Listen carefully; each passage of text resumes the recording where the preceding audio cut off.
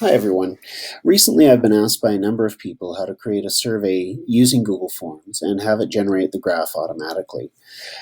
This is actually a fairly straightforward process and even more simple now that Google has moved to their new Forms product. So to create this, first of all, you need to log into your Google Drive, drive.google.com, and sign in with your FSD Google account. And really, the basic form of creating any kind of survey is just like creating any other Google Doc, and that's just simply click on New. It typically has docs, sheets, and slides as the base versions here, but if I go to More, you'll see Google Forms is one of the options that appears. If I click on that, the first thing that will come up is a page that looks something like this. But you will notice at the top in this big purple bar, it says Try the new Google Forms.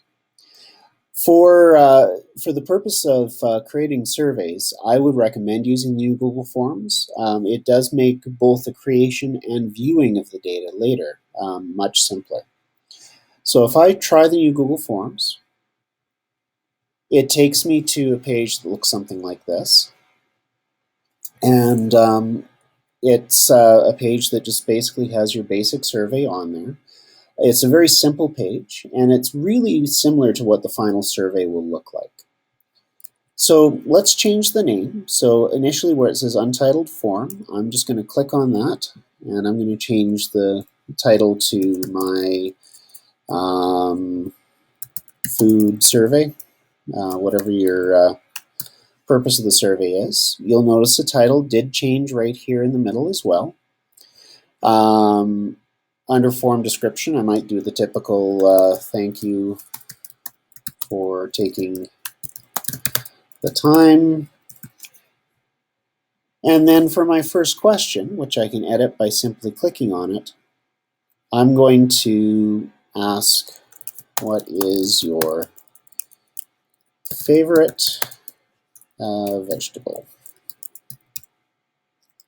And then all I need to do is simply put my cursor in here and just start typing my options. So I'll go lettuce, press enter after each one. It'll automatically add more options. Broccoli, carrots, and maybe pizza, because pizza counts as a vegetable. Then what I'm going to do is I'm going to actually choose to add a second question. Now to add a second question, it's really straightforward. Just on the side here, you'll see that there's a number of options, and the options are add a question, add a title, add an image, add a video, or add a section. I'll talk about the other ones momentarily, but I am going to add just another question here, and so I'll just go ahead and hit the plus sign. You'll see a new question appears below. Now initially that question is always a multiple choice question. However, typically following a multiple choice question, you do want to ask some follow-up comment-based questions. That's easily done.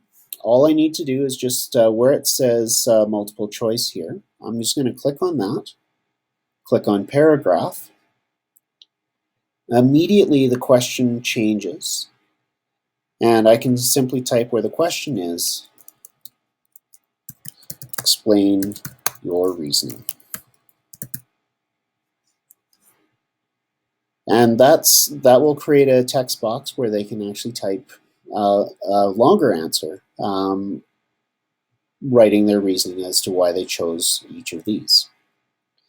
Now you might have noticed, taking other surveys, that surveys tend to have multiple pages to them, both to keep the survey clean, but also to separate different ideas from the same survey. I'm going to add another section or another page to this, and to do that, it's simply this equal sign right here. If I click this equal sign, it'll immediately come up and say add a section. The section has its own title, so I might type in dairy products. And then just like I did before, I'll go ahead and hit the plus sign to add a new question. And maybe the first question is,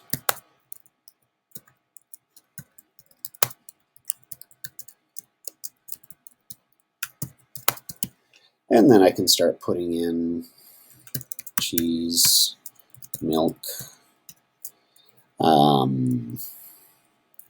cream, ice cream, whatever it is you want to ask. And then likewise, I'll just do the same and hit a new question, change from multiple choice to paragraph, and I might do another explain. Now, so far, that's a fairly straightforward process. And in reality, this survey is, at least in a basic form, ready to preview. In fact, I can simply view this survey by clicking on this little eyeball right here. And when I do, it actually takes me to a live survey. So at this point, I'm actually taking this survey, which is handy in terms of testing. So you'll see that the front page, I've got my food survey, what's your favorite vegetable, explain your reasoning. To take the survey, it's as simple as making a choice and explaining your reasoning. Maybe we'll choose pizza and because cheese. Now it does give me a next box, so I'll go ahead and choose next. Takes me to the dairy products page, so I'll say maybe ice cream and some reasoning behind that. This actually will allow students or participants to press enter a number of times and record multiple lines. But once I'm done, I simply have to push submit. And it does actually, in this situation, give me the option to submit another response. Now, this is one of the customization pieces we can change, because we might not want somebody to be able to submit another response. So what I'm going to do is I'm actually going to delete or close this tab that has my live survey in it, and it'll take me back to my edit page. Now, a couple of things you might notice right off the bat with this edit page is that there is another tab here that says responses. If I simply click on that, you'll see that it gives me a graph of my results. It tries to display it with the easiest graph to understand what you're looking at. So sometimes it might show a pie graph, sometimes it might show a bar graph, sometimes it might show a line graph, depending on what it is that you're asking and how it's being asked. It does tell you that we have one response so far, and from that one response, 100% chose pizza for the first question. The reasoning was because cheese. Under dairy products, favorite product is ice cream, 100%, and because. Now we can put in more responses, and of course that graph would change as we go. However, let's spend a little bit of time customizing this survey before we go any further. So the first thing I want to do is click on this little gear. Now, right off the bat, this survey is available to only Foothill School Division people. In fact, for that survey to be released to anybody that doesn't have an FSD Gmail account, you would have to change this to anyone. Now, just a note, if you do choose anyone in Foothill School Division, it will require a login in order to take the survey. If you choose anyone, you can set it so it doesn't require a login. Second question, remember that submit or resubmit button or send or enter another response. If you want to enable that, you just leave that blank, but if you want them to limit only to, or be limited only to one response, then click on this. And again, it will require them to log in because that's the only way it knows that they've already responded. For this one, it's just going to be an open survey, so I'll leave that blank. Confirmation page. That's pretty mundane. I might just type in something more like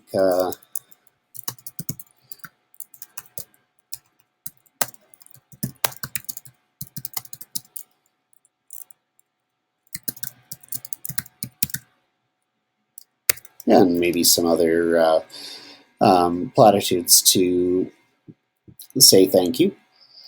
What do we want at the bottom? Well, maybe I do want them to have another response. Maybe I don't. So I'll turn that off so it doesn't show their second response. Do I want them to be able to edit their response? Sure. And do I want them to be able to see a summary of their responses? Absolutely. So they have a way of checking if they need to edit. For a multiple page survey like this one, it's nice to show a progress bar just so that they have an idea of how much time is remaining. And now once I've changed all of those, I can push save. So once again, I can go back to my preview page and I can complete the survey a second time. You see this time I do have a progress bar, so I'm going to this time choose broccoli as my favorite. And I'm going to say because it is green. Again, I'll choose next. Favorite dairy product in this case will be cheese, and the answer is because cheese. It shows that I'm at 100%, so I've made it to the end of the survey. Hit submit. And it's giving me two options now. See previous responses or edit your response. So if I want to see what I chose, I click on this and it'll give me a list. Actually, it gives me the responses that I've done so far today. And so you can see I've made two different responses and shows it as a graph. And then if I want to, I just simply go back a page and I can retake the survey. I'm going to go ahead and close this though, because there's one more thing I'd like to change about this. And that is I would like to change the color. So when I click choose color palette, it gives me the option of different color schemes. So maybe I'll choose green as the base scheme. And you can see the colors have completely changed. I can also upload a graphic, and it's smart in terms of uploading graphics. It does create an image just in here. The image won't be a perfect rendition of the graphic. It actually will scroll. It looks almost like it's a background image. But it also chooses colors based on the colors in the image. So if you have a predominantly blue colored image, your background and color scheme will be blue. So that's almost it. If I want to actually deliver the survey now, I can just by clicking the little eyeball. And this link right here is the link for the survey. So I can just go ahead and copy and paste that into an email, create a QR code for it, create a bit.ly, whatever your favorite way of deploying the survey is. And as soon as people have that link, they can make their choices. So I'll go ahead and choose carrots. For this choice, I'll go to cream. For this choice, hit submit. And now, if I go back to my responses screen, you can see I've got a much more comprehensive pie graph that shows kind of how responses are going.